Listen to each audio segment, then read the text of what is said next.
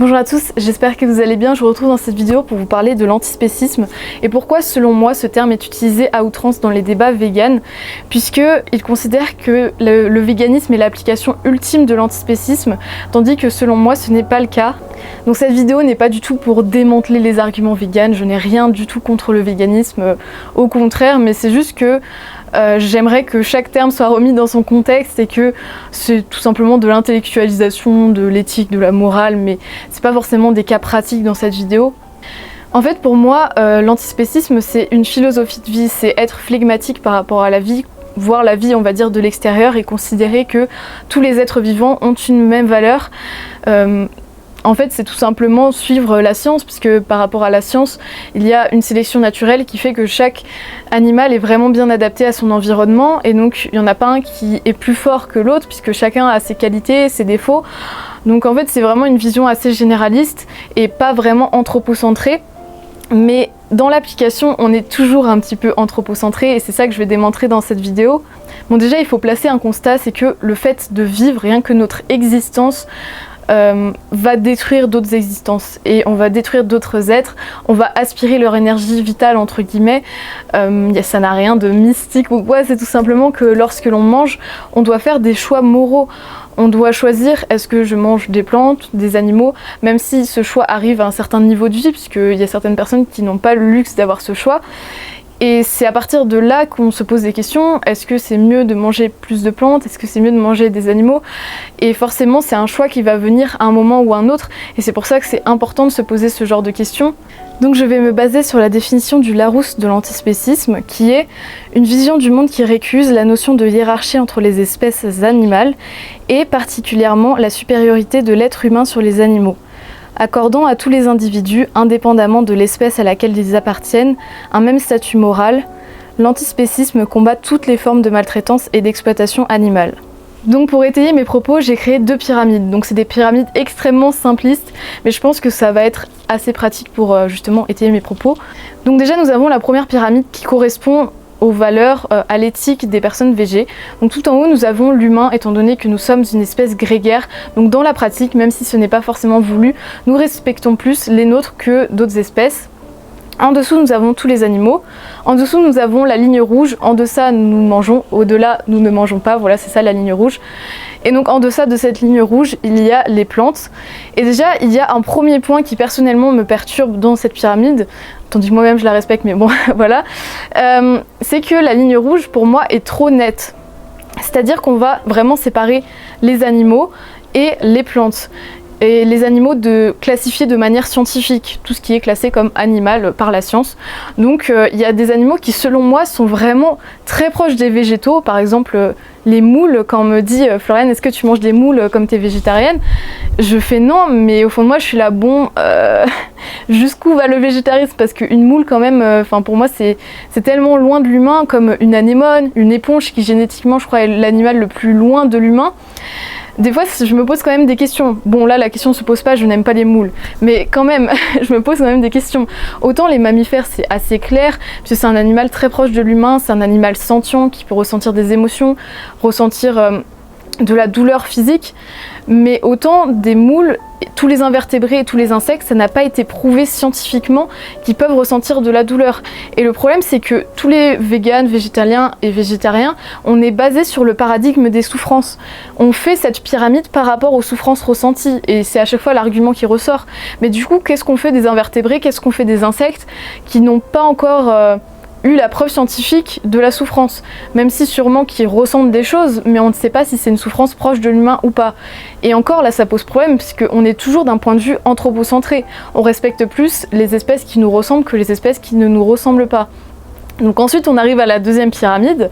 Donc là je suis en train de déglinguer mes propres arguments, mais bon c'est pas grave, ce sera utilisé contre moi, mais il y a d'autres arguments qui les contre, c'est juste chaque chose en son temps, et cette vidéo n'est pas là pour ça. Mais forcément il faut montrer aussi des failles, justement des jugements de valeur par rapport au végétarisme et autres.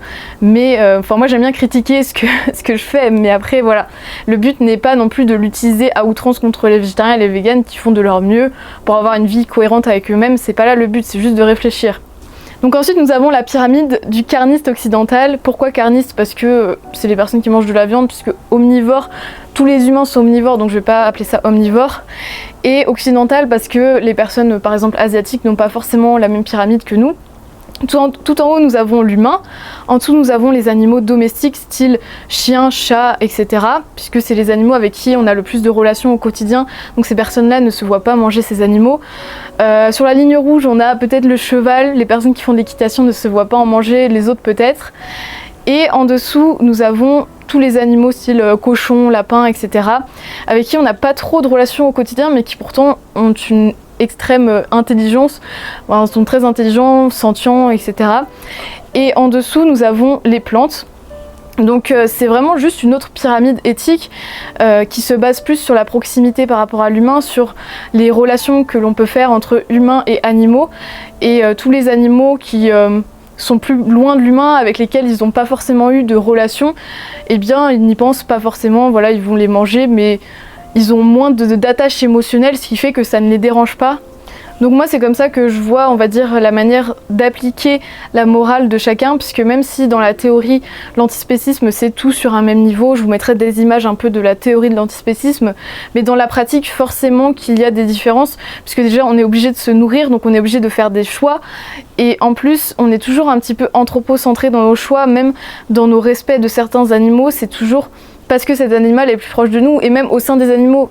Et puis c'est pour ça que je dis que ces pyramides sont simplistes, c'est qu'elles sont très anthropocentrées, les animaux qui nous ressemblent sont quand même toujours un peu plus élevés dans notre estime. Par exemple une vache, on va plus la respecter qu'un moustique ou qu'une fourmi, puisque les fourmis, on considère que la fourmilière est un tout, et c'est ça qui fait l'âme, on va dire, de la fourmi, c'est la fourmilière, tandis que la vache...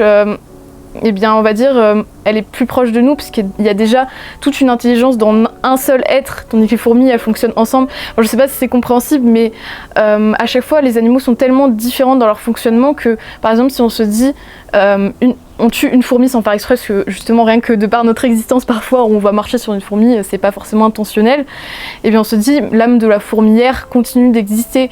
La fourmi elle était là pour œuvrer pour la fourmilière, donc pour moi en fait c'est pas la même gravité si je tue une fourmi que si je tue malencontreusement un lapin en lui roulant dessus sans faire exprès, même si de manière flegmatique encore une fois leur vie n'a pas plus d'importance l'une que l'autre, mais à chaque fois dans notre inconscient et dans notre manière d'agir, forcément il y a un choix qui se fait, et il faut pas être hypocrite avec notre manière d'agir dans les faits, c'est tout simplement naturel et c'est à chaque fois anthropocentré.